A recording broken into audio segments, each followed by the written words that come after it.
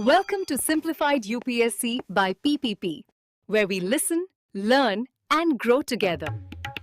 Detailed lecture notes in English and Hindi, plus practice questions for prelims and mains, only on our Telegram channel. Link in description. Like and subscribe for more.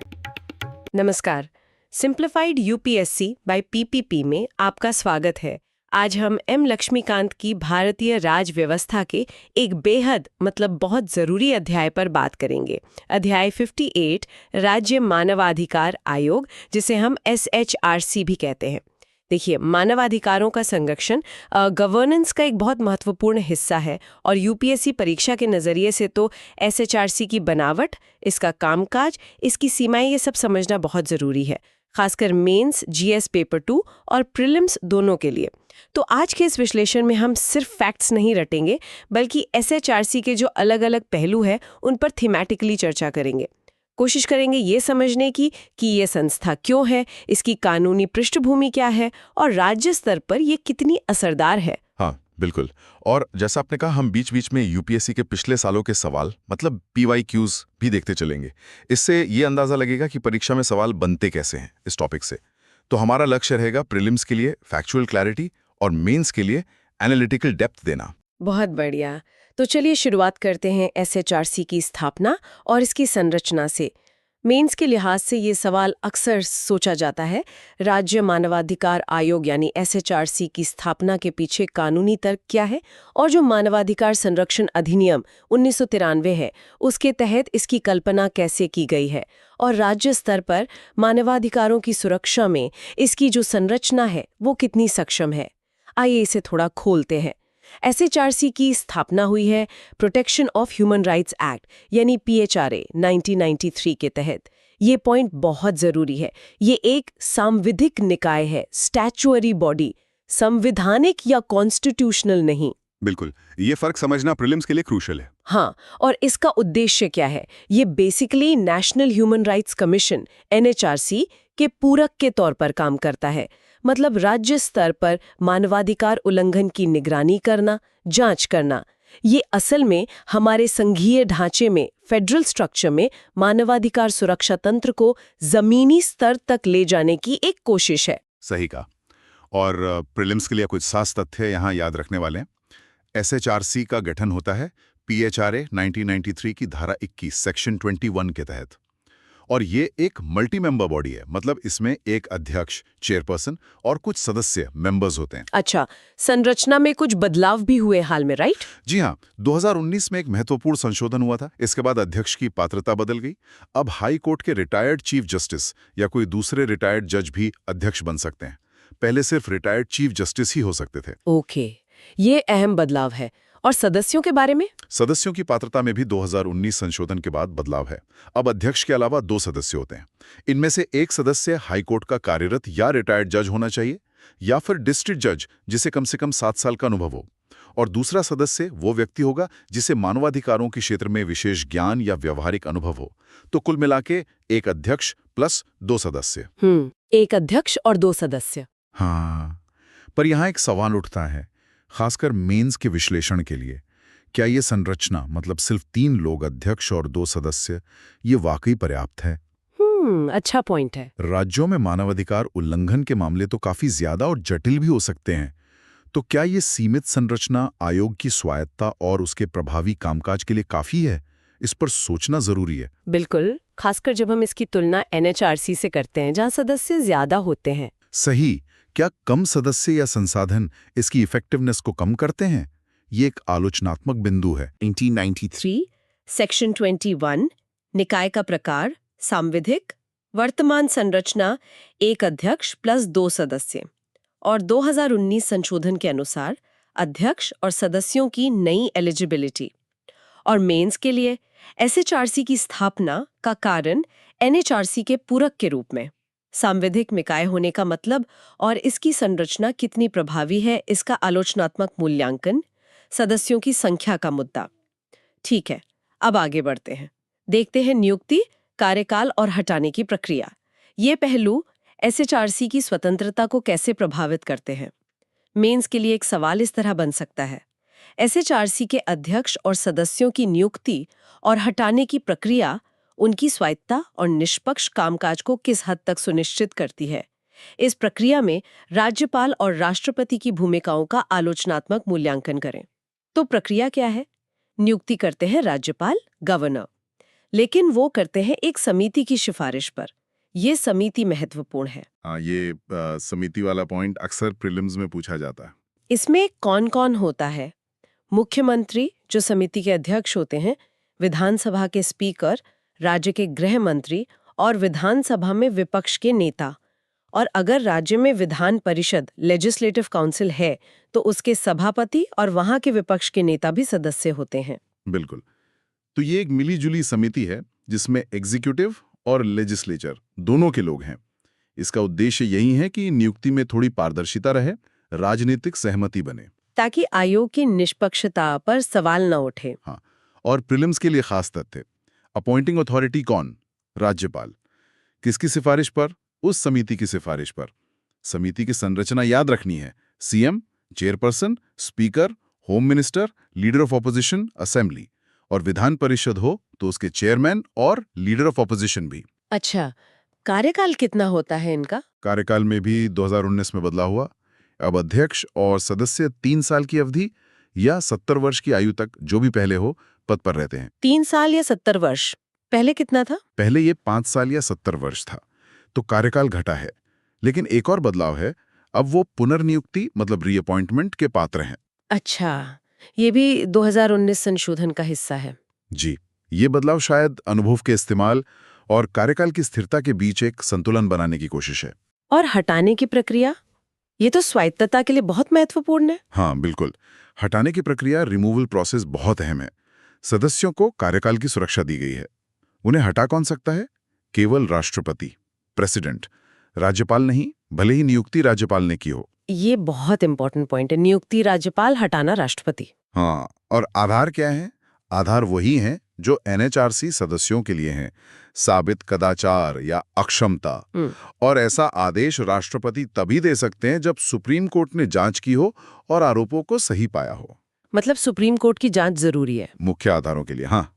कुछ और आधार भी हैं जिन पर राष्ट्रपति supreme court की जांच के बिना भी हटा सकते हैं, जैसे अगर सदस्य दिवालिया हो जाए या कार्यकाल में कहीं और नौकरी कर ले, ऑफिस ऑफ प्रॉफिट, या मानसिक या शारीरिक रूप से काम करने में अक्षम हो जाए, या किसी ऐसे अपराध में दोषी पाया जाए जिसमें राष्ट्रपति की राय में नैतिक अधमता शामिल हो।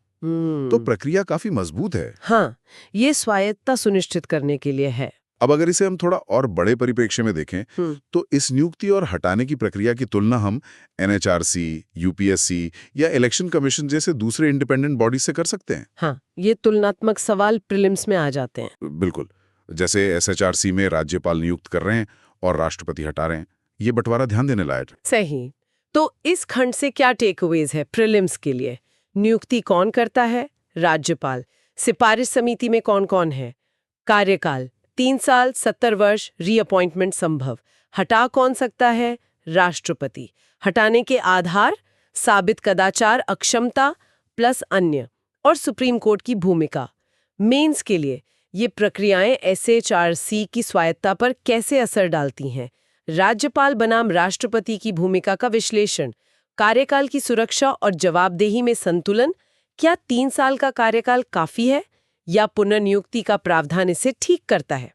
चलिए अब बात करते हैं एसएचआरसी के कार्यों और शक्तियों की, फंक्शंस एंड पावर्स। मेंस में अक्सर ये सवाल आता है, राज्य मानवाधिकार आयोग को जो अलग-अलग काम सौंपे गए हैं उनका वर्णन करें, और मानवाधिकारों के उल्लंघन की जांच और रोकथाम में इन कामों की प्रभावशीलता की सीमाएं क्या हैं? तो एसएचआरसी के काम असल में काफी फैले हुए हैं, बहुत व्यापक दायरे के हैं। मुख्य रूप से क्या-क्या शामिल है? हाँ, देखिए, पहला और सबसे महत्वपूर्ण काम है मानवाधिकारों के उल्लंघन या किसी सरकारी कर्मचारी द्वारा ऐसे उल्लंघन के लिए उकसाने या लापरवाही बरतने की शिकायतों की जांच करना। और यह जांच आयोग खुद से पहल करके, मतलब सुओ मोटो, या किसी पीड़ित की याचिका पर कर सकता है। सुओ मोटो पावर काफी महत्वपूर्ण है। बहुत ज्यादा। इसके अलावा आयोग राज्य सरकार के अधीन किसी जेल या ऐसी जगह का दौरा कर सकता है जहां लोगों को हिरासत में रखा जाता है, ताकि वहां के हालात देख सके और सुधार के लिए सिफारिशें दे सके। जेल निरीक्षण भी एक अहम काम है। जी। फिर अगर किसी कोर्ट में मानवाधिकारों से जुड़ा कोई केस चल रहा है तो आयोग उस कोर्ट की इजाजत से उसमें हस्तक्षेप कर सकता है। और संवैधान या किसी कानून में मानवाधिकारों की सुरक्षा के लिए जो उपाय दिए गए हैं उनकी समीक्षा करना और उन्हें प्रभावी ढंग से लागू करने के लिए सिफारिशें देना भी इसका काम है। कानूनों की समीक्षा। हाँ, साथ ही मानवाधिकारों के क्षेत्र में रिसर्च को बढ़ावा देना, समाज में मानवाधिकारों के बारे में जागरूकता फैलाना, प्रकाशनों, मीडिया, सेमिनार वगैरह के जरिए, और जो एनजीओज मानवाधिकार के क्षेत्र में काम कर रहे हैं उनके प्रयासों को प्रोत्साहित करना। आतंकवाद जैसे मुद्दे। हाँ, ये भी शामिल है। आतंकवाद सहित उन फैक्टर्स की समीक्षा करना जो मानवाधिकारों के इस्तेमाल में बाधा डालते हैं और उनके समाधान के लिए सिफारिशें देना। और अंतर्राष्ट्रीय संधियां जो मानवाधिकारों से जुड़ी हैं उनका अध्ययन करना और उनके प्रभावी कार्यान्वयन के लिए सिफारिशें करना। काफी लंबी लिस्ट है। सुओ मोटो शक्ति खास तौर पर इसे प्रोएक्टिव बनाती है। बिल्कुल, प्रीलिम्स के लिए ये सारे कार्य ध्यान में रखने होंगे। आतंकवाद वाला पॉइंट और अंतर्राष्ट्रीय संधियों वाला पॉइंट भी, ये कई बार छूट जाते हैं। और शक्तियां, पावर्स क्या है इनके पास? जब एसएचआरसी कोई जांच कर रहा होता है तो उसके पास सिविल प्रक्रिया संहिता 1908 के तहत एक सिविल कोर्ट की शक्तियां होती हैं। सिविल कोर्ट की शक्तियां मतलब आयोग किसी को भी समन भेज सकता है, हाजिर होने को कह सकता है, शपथ पर बयान ले सकता है, किसी भी दस्तावेज को मंगा सकता है, पेश करने को कह सकता है, शपथ पत्रों पर सबूत ले सकता है, किसी भी कोर्ट या सरकारी दफ्तर से कोई पब्लिक रिकॉर्ड मांग सकता है, गवाहों या दस्तावेजों की जांच के लिए कमीशन जारी कर सकता है। तो जांच के दौरान काफी पावरफुल है ये। हाँ, इसका चरित्र न्यायिक है, जुडिशियल कैरेक्टर है जांच के दौरान। लेकिन इन शक्तियों और कार्यों के बावजूद कुछ सीमाएं भी हैं, है ना? लिमिटेशंस। हाँ, और ये सीमाएं इसकी प्रभावशालीता पर सवाल उठाती हैं। एक बहुत बड़ी सीमा है समय की। आयोग उन मामलों की जांच नहीं कर सकता जो घटना होने के 1 साल बाद दर्ज कराए जाते हैं। 1 साल की समय सीमा, ये तो काफी कम लग सकती है कई मामलों में। बिल्कुल, कई बार पीड़ित को शिकायत दर्ज कराने में वक्त लग जाता है, तो ये 1 साल वाली शर्त न्याय में बाधा बन सकती है। और कोई सीमा? हाँ, सशस्त्र बलों, आर्म फोर्सेस द्वारा किए गए मानवाधिकार उल्लंघन के मामलों में एसएचआरसी की भूमिका सीमित है। ऐसे मामलों में आयोग सीधे जांच नहीं कर सकता, केवल केंद्र सरकार से रिपोर्ट मांग सकता है और फिर सिफारिशें दे सकता है। अच्छा, आर्म्ड फोर्सेस वाले मामलों में सीधी जांच नहीं। और जो मामले पहले से ही किसी और आयोग या ट्रिब्यूनल में चल रहे हैं, जैसे मान लीजिए राज्य महिला आयोग में, तो एसएचआरसी आमतौर पर उनकी जांच नहीं करता। ठीक है, तो इस सेगमेंट के की टेकअवेज। प्रीलिम्स के लिए एसएचआरसी के मुख्य काम: जांच, जेल निरीक्षण, हस्तक्षेप, समीक्षा, जागरूकता, रिसर्च, एनजीओ प्रोत्साहन, आतंकवाद, अंतर्राष्ट्रीय संधि, जांच के दौरान सिविल कोर्ट की शक्तियां और सबसे महत्वपूर्ण सीमा घटना के 1 साल के भीतर शिकायत।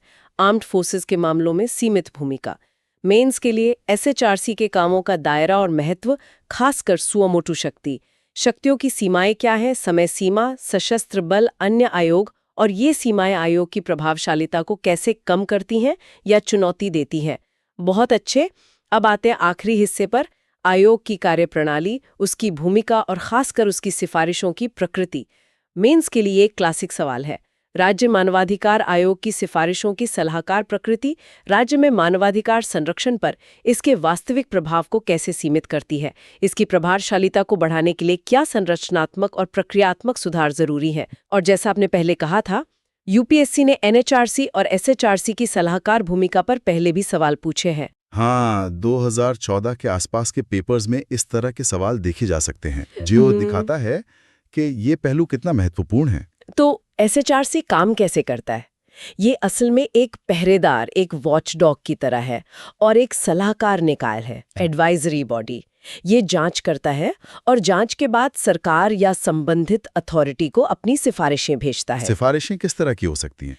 सिफारिशें हो सकती हैं पीड़ित को मुआवजा देने की, या जिसने उल्लंघन किया है उस सरकारी कर्मचारी के खिलाफ मुकदमा चलाने की या कोई और कार्रवाई करने की, या फिर पीड़ित को तत्काल अंतरिम राहत, इमीडिएट इंटरिम रिलीफ देने की भी सिफारिश कर सकता है। लेकिन यहाँ क्रूशल पॉइंट ये है कि ये सब सिफारिशें हैं। हाँ, यही मुख्य बात है। आयोग की सफलता इस पर निर्भर करती है कि राज्य सरकार या अधिकारी इन सिफारिशों पर कितनी गंभीरता से और कितनी जल्दी कार्रवाई करते हैं। बिल्कुल।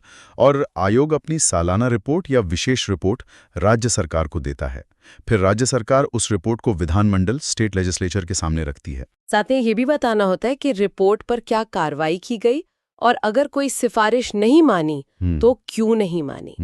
हाँ, ये एक तरह का अकाउंटेबिलिटी मैकेनिज्म है। लेकिन जैसा हमने कहा, सबसे जरूरी बात जो प्रीलिम्स के लिए भी खास है, SHRC की सिफारिशें सरकार पर बाध्यकारी नहीं है, बाइंडिंग नहीं है। वे केवल सलाहकार, एडवाइजरी है। हालांकि कानून ये जरूर कहता है कि सरकार को आम तौर पर 1 महीने के भीतर आयोग को बताना चाहिए कि इस सिफारिशों पर क्या कार्रवाई की गई है। हाँ, 1 महीने की समय सीमा है बताने के लिए।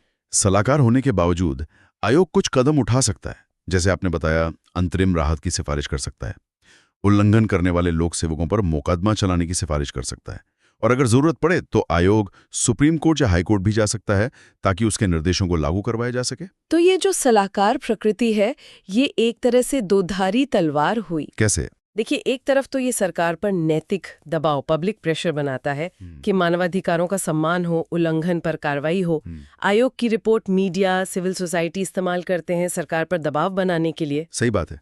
लेकिन दूसरी तरफ क्योंकि सिफारिशें बाइंडिंग नहीं है तो सरकारें या अधिकारी कई बार इन्हें नजरअंदाज कर देते हैं या कार्रवाई में बहुत देर लगा देते हैं, और तब आयोग एक दंतहीन बाघ, मतलब टूथलेस टाइगर जैसा लगने लगता है। ये आलोचना अक्सर सुनने को मिलती है, और इसीलिए इसकी प्रभावशीलता बढ़ाने के लिए कई सुझाव भी दिए जाते हैं। जैसे कि कुछ लोग मानते हैं कि आयोग को कुछ मामलों में, खासकर गंभीर उल्लंघन के मामलों में, बाध्यकारी शक्तियां देनी चाहिए, या शायद कंटेम्प्ट की कार्रवाई करने का अधिकार मिलना चाहिए। शक्तियां बढ़ाना। हाँ, दूसरे सुझाव हैं कि आयोग को पर्याप्त पैसा और स्टाफ मिले, मतलब फाइनेंशियल एंड ह्यूमन रिसोर्सेस, जांच के लिए अपनी स्वतंत्र एजेंसी हो, और सिफारिशों पर अमल हो रहा है या नहीं, इसकी निगरानी के लिए एक मजबूत तंत्र बने। जागरूकता और राजनीतिक इच्छा शक्ति भी जरूरी है। बिल्कुल, पॉलिटिकल विल के बिना तो कोई भी संस्था प्रभावी नहीं हो सकती। सही कहा। तो इस आखिरी खंड के मुख्य बिंदु क्या रहे प्रीलिम्स के लिए? सिफारिशों की प्रकृति, सलाहकार बाध्यकारी नहीं, अंतरिम राहत और अभियोजन की सिफारिश करने की शक्ति, रिपोर्टिंग का तरीका, राज्य सरकार को रिपोर्ट, विधानमंडल, सरकार से जवाब की समय सीमा आमतौर पर 1 महीना, मेंस के लिए SHRC की वॉचडॉग भूमिका का मूल्यांकन, सलाहकार प्रकृति का दोहरा असर, नैतिक दबाव, व्यस अमल की कमी, टूथलेस टाइगर की आलोचना, राज्य सरकार पर निर्भरता और प्रभावशीलता बढ़ाने के उपाय, शक्तियां बढ़ाना, संसाधन देना, निगरानी तंत्र, जागरूकता, राजनीतिक इच्छा शक्ति। तो आज हमने राज्य मानवाधिकार आयोग SHRC पर काफी गहराई से बात की। हमने समझा कि ये PHRA 1993 के तहत बना एक अहम स्टैट्यूटरी बॉडी है जिसका काम राज्य स्तर पर मानवाधिकारों की रक्षा करना है। इसकी संरचना जो 2019 में बदली, नियुक्ति और हटाने की प्रक्रियाएं जो स्वायत्तता से जुड़ी हैं, इसके व्यापक कार्य और शक्तियां सिविल कोड जैसी, और साथ ही इसकी सीमाएं जैसे 1 साल की समय सीमा और सलाहकार सिफारिशें, इन सब पर हमने चर्चा की। हाँ, और यूपीएससी के तैयारी के नजरिए से देखें तो प्रीलिम्स के लिए फैक्ट्स बहुत जरूरी हैं। एक्ट का साल 1993, धारा 21, निकाय का प्रकार सांविधिक, संरचना 1+2, कार्यकाल 370, पुनर्नियुक्ति, नियुक्ति समिति, हटाने वाला राष्ट्रपति, सिविल कोर्ट की शक्तियां, समय सीमा 1 वर्ष, और मेंस के लिए SHRC की भूमिका, उसकी स्वायत्ता, सलाहकार होने के कारण उसकी प्रभावशालीता की सीमाएं, और इसे ज्यादा असरदार बनाने के लिए क्या सुधार हो सकते हैं, इस पर एक एनालिटिकल और क्रिटिकल समझ बनानी होगी। बिल्कुल। और इस चर्चा के अंत में एक सवाल सोचने के लिए छोड़ जाते हैं। क्या राज्य मानवाधिकार आयोगों को वाकई मानवाधिकारों का एक मजबूत प्रहरी बनाने के लिए उनकी सिफारिशों को कुछ हद तक बाइंडिंग बनाने या उन्हें सीधे सजा देने की सीमित शक्ति देने की जरूरत है? मतलब क्या कोई संवैधानिक या कानूनी संशोधन चाहिए, या फिर जो मौजूदा ढांचा है उसी के भीतर राजनीतिक इच्छा शक्ति जगाकर, पर्याप्त संसाधन देकर और इम्प्लीमेंटेशन को बेहतर बनाकर क्या उन्हें अपनी सलाहकार भूमिका को ही ज्यादा प्रभावी ढंग से निभाने लायक बनाया जा सकता है? इस पर सोचिएगा जरूर। आज के इस गहरी पड़ताल में शामिल होने के लिए धन्यवाद। सिंप्लीफाइड यूपीएससी बाय पीपीपी में अगली बार फिर मिलेंगे एक नए विषय के विश्लेषण के साथ। पढ़ते रहें, आगे बढ़ते रहें। जय Hind. Thanks for watching. Follow us on Telegram and Instagram. Don't forget to like, share, and subscribe.